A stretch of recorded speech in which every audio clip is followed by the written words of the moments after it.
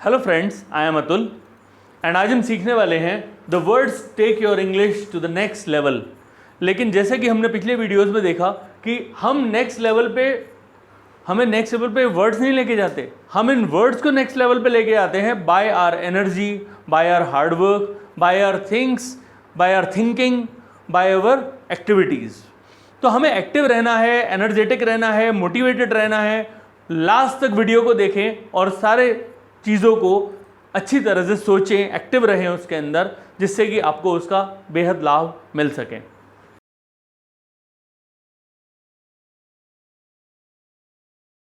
सबसे पहले हम आते हैं वर्ड पे हार्ड ऑफ हियरिंग।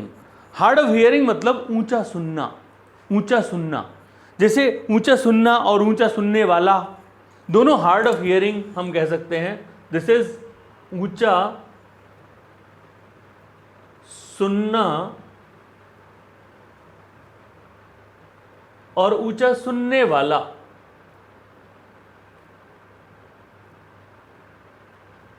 सुनने वाला, ऊंचा सुनना और ऊंचा सुनने वाला, that is both hard of hearing. जो मुश्किल से सुन पाता है, थोड़ा मुश्किल से सुन पाता है, it is hard of hearing. क्या आप ऊंचा सुनते हैं? Are you hard of hearing? कभी कभी ऐसा होता है कि कुछ लोगों को आप बात कर रहे हो तो वो बोलते हैं कि मुझे आवाज़ नहीं आ रही है, थोड़ा सा ऊंचा स्वर में बात करो। तो he is hard of hearing. आपके साथ बहुत सारे किस्से रहे होंगे हार्ड ऑफ हियरिंग लोगों के, कुछ भी ऐसे। जैसे मेरी दादी, she was hard of hearing in the last years of her age. She was very hard of hearing. तो हमें उन्हें एक बात को 2 या 3 बार बताना पड़ता था और ऊंची आवाज़ में बताना पड़ता था। तो she was hard of hearing. कभी कभी उस बात में मज़ा भी आता था और कभी कभी उस बात में ऐसा भी लगता था कि आज जल्दी में हूँ लेकिन ये काम नहीं हो रहा है, तो कुछ थोड़ा सा प्रॉब्लम होता था।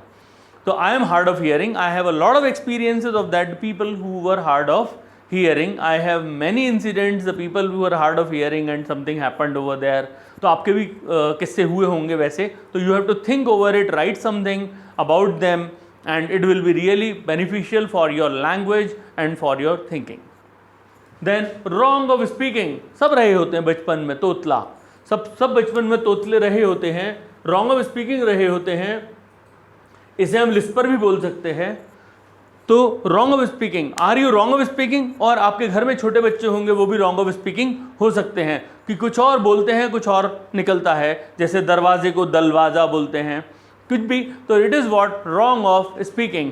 तो many times you are wrong of speaking. कभी कभी ऐसा होता है, जैसे मैं बचपन में रा को वाह बोलता था। तो द थिंग वॉज कि मैं अगर मुझे बोलना है बरगद तो मैं बोलता था बा या गद, like this. ऐसा the thing was something different. तो it was that कि जब हम कोई भी चीज़ बोलते हैं और वो गलत निकलता है मुंह से, तो it is wrong of speaking. इस चीज़ को बहुत बार किसी मूवीज़ में दिया जाता है। रॉन्ग ऑफ स्पीकिंग लोगों को वो एक लाफिंग स्टॉक बना के दिए जाते हैं। जैसे शक्ति कपूर भी काफ़ी मूवीज़ में ऐसे रोल कर चुके हैं। तो रॉन्ग ऑफ स्पीकिंग मतलब तोतला। So are you wrong of speaking, or were you wrong of speaking sometime, or you had some of the experiences in your life that you were wrong of speaking and something happened with that? So you can write, you can give the language to those things. Be active with the word. Be using the words always in your language. Turn deaf ear. ये तो हमारा पसंदीदा काम होता है, सुन के अनसुना करना। कभी हम किसी बात को सुनते हैं और सुनकर अनसुना कर देते हैं, जैसे हमने उस बात को सुना ही नहीं है। बचपन में बहुत बार ऐसा होता था, मम्मी ने बोला जाओ एक गिलास पानी लेके आओ, और हमने टीवी देखते हुए उनकी बात को अनसुना कर दिया। फिर उन्होंने 3 बार बोला तो फिर ऐसा लगा। मेरे को तो रोज़ घर में ऐसा होता है कि मेरी बेटी को मैं किसी काम के लिए बोलता हूँ और वो सुन के अनसुना कर देती है। तो सुन के अनसुना करना आपकी ज़िंदगी में भी बहुत बार होता होगा, आपके घर में बहुत बार होता होगा, आपने भी बहुत बार ऐसा किया होगा। उसके कुछ इंसिडेंट्स को याद करो, कुछ लिखो, कुछ बात करो, कुछ उसे शेयर करो, उसके वीडियो बनाओ, दूसरों को बताओ। तो सुन के अनसुना करना, that is turn deaf ear. I am always turning deaf ear when I meet the people whom I don't want to listen. मैं जिन लोगों को सुनना नहीं चाहता हूं उनकी बातों को हमेशा सुन के अनसुना कर देता हूं। अगर कोई मुझे पैसे उधार मांगता है, मैं सुन के अनसुना कर देता हूं। तो I always turn deaf ear. तो do you turn deaf ear? Write the answer in the comment box and it will be a fun. Turn blind eye, इसे बोलते हैं देख कर अनदेखा करना। देख कर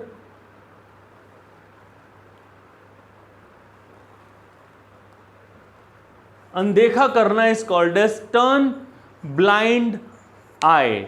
He is always turning blind eye whenever he meets me on the road. जब भी वो मुझे मिलता है तो मुझे वो देखकर अनदेखा करके चला जाता है. He always turns blind eye. वो देखकर अनदेखा करके चला जाता है क्योंकि उसने मुझसे पैसे उधार लिए हैं और मैं मांगूंगा इसलिए वो चला जाता है. He always turns blind eye. In the parties also I turn sometimes blind eye to the people. क्योंकि कुछ लोग होते हैं जो उस तरह की बातें करते हैं जो हमें अच्छी नहीं लगती.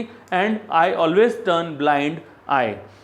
आई always turn blind eye when I see the big boozers in my acquaintances. जब मैं ऐसे लोगों को देखता हूँ मेरे लाइफ में जो लोग शराब पीने वाले हैं, जो लोग शराब पीते हैं, तो मैं उन्हें किसी भी पार्टीज में देख के अनदेखा कर देता हूँ. आई always turn blind eye. So do you turn blind eye to the people whom you don't like, whom you don't want to talk, whom you don't want to listen? तो turn blind eye. तो आपके पास बहुत सारे किस्से होंगे. Write down something in this. Engrossed, कहीं खोया हुआ. कभी कभी एक इंसान बैठा होता है आपके सामने और आप उसके आंखों के आगे ऐसे हाथ हिलाते हैं तो कहाँ खो गए. Engrossed मतलब कहीं खोया हुआ, lost somewhere. कहीं खोया हुआ,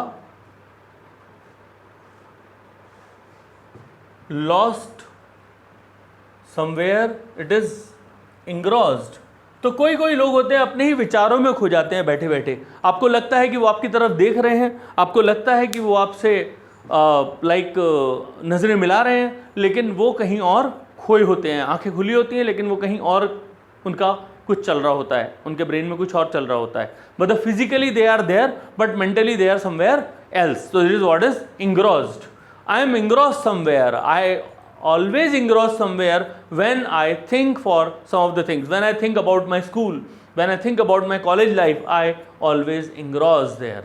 I always engross when I sit idle at my home. जब भी मैं घर पे खाली बैठता हूँ तो I engross in my thoughts. I engross somewhere in my thoughts. तो do you engross somewhere in your thoughts? Always share. Pampered, बिगड़ा हुआ. दो तरह का बिगड़ा हुआ होता है. एक तो है लाड़ प्यार में बिगड़ा. एक होता है लाड़ प्यार में बिगड़ा और दूसरा बिगड़ा हुआ आपको पता ही है, बाहर जाके सिगरेट पीता है, शराब पीता है. दोनों का मतलब पैम्पर्ड हम यूज कर सकते हैं. अगर मैंने किसी को बोला my son is pampered because of love and affection he got, तो जितना भी उसे प्यार मिला उसकी वजह से वो बिगड़ गया. This is called as pampered. तो some children are so pampered, some children are so pampered, some people are so pampered. Are you pampered by your parents sometimes? और उसका क्या इफेक्ट हुआ एंड क्या हुआ उसका, आपने क्या शिक्षा ली उससे, वो चीज़ें आप शेयर कर सकते हैं विद द वर्ड पैम्पर्ड. इस वर्ड को एक्टिव बनाओ, इस वर्ड में एक जान डालो. Motivate yourself to make the things active which is only written somewhere. So make the things active.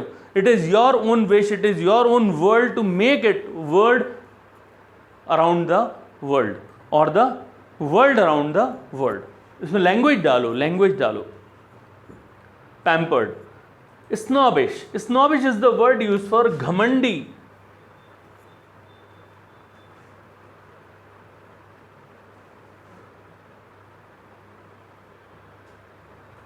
घमंडी मतलब snobbish. Some people are so snobbish. Some people are so snobbish. They don't talk to the people easily. They are very rude while talking. They are having some problem. It's very tough to talk to them. Some people are so घमंडी. घमंडी snobbish. They are always snobbish. So are you snobbish or who is snobbish in your connections? आपके पहचान के लोगों में, आपके acquaintances में कौन है ऐसे जो बहुत ज़्यादा snobbish या फिर घमंडी हैं? Take their names. Write the incidents about them. Stay motivated about learning the things. इससे आसान तरीका लैंग्वेज को सीखने का या इससे आसान तरीका शब्दों को सीखने का, वोकेबलरी को बढ़ाने का नहीं है, क्योंकि इसे हम लाइव बना रहे हैं। कोई भी चीज़ हमें लाइव मिलती है तो हमें वो याद रहता है। अगर मैंने ये वर्ड आपको बुक में से एक पेज को दिखा दिया होता और बोलता कि ये वर्ड याद कर लो, तो ये वर्ड आप ना तो याद कर पाते और ना ही कुछ और होता उसका, लेकिन अब आप कर पाएंगे, उसके साथ बहुत सारे अलग वर्ड जोड़ पाएंगे, लैंग्वेज जोड़ पाएंगे और अच्छा बना पाएंगे, और सबके लिए वो अच्छा होगा। स्नॉबिश मतलब घमंडी। तो आप अपने बारे में क्या सोचते हैं? आर यू स्नॉबिश और नॉट? स्टर्बन, जिद्दी, एक ऐसा इंसान जो बहुत ज्यादा जिद करता है, बहुत ज्यादा जिद्दी है, इज कॉल्ड एज स्टर्बन। ये पॉजिटिव और नेगेटिव दोनों सेंसेस में यूज हो सकता है। कुछ पेरेंट्स बोलते हैं अपने बच्चों के बारे में कि ये बड़ा जिद्दी है, मेरी सुनता ही नहीं है, अगर आपकी सारी बातें सुनेगा तो हद से हद आपकी तरह बन जाएगा। कुछ अगर आपके बारे में आपकी बातें नहीं सुनेगा तो हो सकता है कुछ आगे निकल जाए। तो जिद्दी भी रहने देना चाहिए। ज़रूरी नहीं कि सारे बच्चे जो आपके सारी बातों को सुनते हैं वही अच्छे हैं। तो उस समय अच्छा लगता है, लेकिन वो फिर बाद में जाके खराब हो जाता है। तो इट इज़ स्टर्बन, जिद्दी। तो ये पॉजिटिव में भी है और नेगेटिव में भी है। हम इसे पॉजिटिव वे में भी ले सकते हैं और नेगेटिव वे में भी ले सकते हैं। वो उसे एक जिद है अपने काम को पूरा करने की, तो वो पूरा करके ही छोड़ता है, तो वो एक पॉजिटिव वे है। वो बहुत जिद्दी है, किसी की सुनता ही नहीं है, गलत काम ही करता है, तो वो बहुत नेगेटिव पार्ट है। तो आपके ऊपर डिपेंड करता है कि आप इसे कैसे लेते हो। दूसरी बात कि इसमें आप कैसे इंसिडेंट्स डालते हो। आपको एक ही इंसान के अंदर दो तरह के स्टर्बन पीपल मिल जाएंगे और आप उसमें कुछ बता पाएंगे। तो stay connected with the people, stay connected with the words, give them the words, use them, make it live, be live, have the words live in your own brain only, and all this. Generous मतलब एक बहुत बड़ा उदार इंसान, उदार, या हम इसे बोल सकते हैं दरिया दिल, जिसके अंदर बहुत दरिया दिली होती है। This is called as generous या फिर उदार। Are you generous for your friends? Are you generous about the people? Are you helping the people generously? तो जेनरस मतलब उदार या दरिया दिल, बड़े दिल वाला इंसान। आर यू जेनरस और नॉट? कभी कभी ऐसा होता है कि हमें पता है कि इस इंसान से हमें अब फायदा नहीं होने वाला है, फिर भी हम उसकी मदद करते हैं, तो हम जेनरस हैं। और कभी कभी ऐसा होता है कि हम अगर किसी को सोचते हैं कि इससे मुझे मेरे बात का फ़ायदा होने वाला, मुझे इससे कोई फ़ायदा होगा, तब मैं उसकी हेल्प करता हूँ, तो मैं जेनरस नहीं हूँ उस समय। तो जेनरस मतलब उदार या दरिया दिल। कुछ लोग होते हैं बहुत दरिया दिल होते हैं, किसी की भी हेल्प उनके कंडीशंस पे देख के नहीं करते, बस कर देते हैं। तो जेनरस मतलब उदार या दरिया दिल। You should be generous about your learnings. माइजर, कंजूस। कंजूस, इसे तो आप बहुत अच्छी तरह से यूज़ कर सकते हैं अपने लिए, दोस्तों के लिए। रोज़ किसी ना किसी को कंजूस, किसी को किसी बात के लिए कंजूस बोलते हैं, किसी को बात करने के लिए कंजूस बोलते हैं, किसी को फ़ोन ना करने के लिए, पैसे खर्च करने के लिए, पैसे ना खर्च करने के लिए, किसी भी तरह से हम कंजूस वर्ड को यूज़ करते रहते हैं। तो the people are miser around us, many of the people are very very miser around us. Some people are there, they don't laugh even, they have the miserness in their laughings. उनके दांत देखने को नहीं मिलते, brush किया या नहीं किया। So they are misers in laughing. Some people are misers in spending money. Some people are miser in helping others. Some people are miser in speaking. कौन होते हैं वो?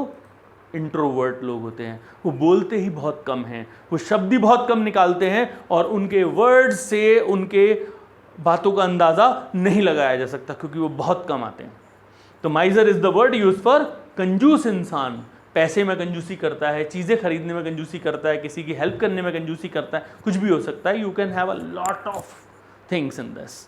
आसान वर्ड्स हैं, आसान है, लेकिन अपनी दुनिया में उथल पुथल मचा सकते हैं। सोचा जाए तो, लाइव बनाया जाए तो, किया जाए तो, इसके साथ बहुत कुछ ऐड हो सकता है। जब आप सोचते हैं कोई इंसिडेंट के बारे में तो इसके साथ जुड़े हुए बहुत वर्ड्स और आएंगे। वो वर्ड नहीं आए तो कमेंट बॉक्स में डालो, मैं वहाँ पे उसके मीनिंग्स दूंगा आपको सारे, and so that you can write it well afterwards. I am going to help you in any case.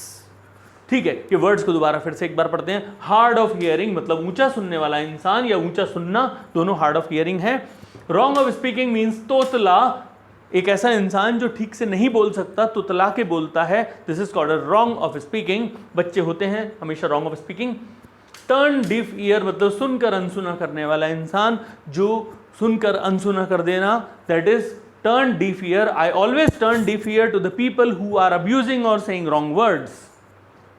Turn blind eye, देखकर अनदेखा करना, कभी भी देखकर अनदेखा कर देना किसी चीज को, this is turn blind I. engrossed, कहीं खोया हुआ, lost somewhere, somewhere the people are lost, they don't do the work, they are lost somewhere, that is engrossed. He is engrossed in his thoughts, he is physically here but mentally somewhere else, it's called as engrossed. Snobbish मतलब घमंडी, कुछ लोग बहुत घमंडी होते हैं, they are very very snobbish people. Stubborn बहुत जिद्दी लोग। दो तरह की जिद हमने बोला, एक पॉजिटिव जिद है और एक नेगेटिव जिद है, आपको देखना है दोनों में से क्या डेवलप करना है। जेनरस उदार या दरिया दिल, बहुत उदार या बहुत दरिया दिल इंसान जो दूसरों के बारे में बहुत सोचता है, दरिया दिली रखता है, दिस इज उदार या दरिया दिल। माइजर मतलब कंजूस, बहुत कंजूस इंसान।